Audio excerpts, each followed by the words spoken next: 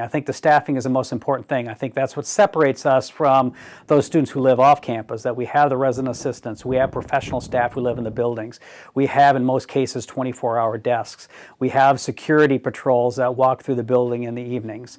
We do have card access, so it separates, allows students to get into public areas, but allows only residents of the building to get into those student spaces.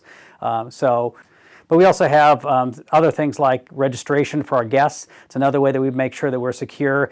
Another way is to make sure that we have timely response to maintenance concerns. So our goal is to be able to build good community, and one of the ways of being able to do that is to ensure that they're following policies and procedures.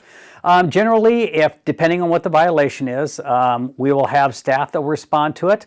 For instance, we're also talking about safety and security, such as somebody comes back under the influence of alcohol and they're non-responsive. From that standpoint, I mean, we're going to call the police and call the ambulance. On the bigger issues, I mean, if there's a say if there's a drug violation, we'll call the police in order to retrieve the contraband.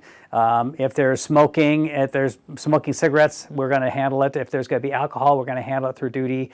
If there's going to be something more violent, yeah, we may call the police and we'll make the determination of whether or not the victim in that case wants to press charges or they just want to try to settle it down the next day. What we do is we promise that we put in place measures that enhance security in the residence halls, that make it more difficult for people in order to commit crimes in the residence halls. Overall, I feel safe living in the residence hall because the locks on the doors, but I wouldn't really change anything. I think it's pretty safe.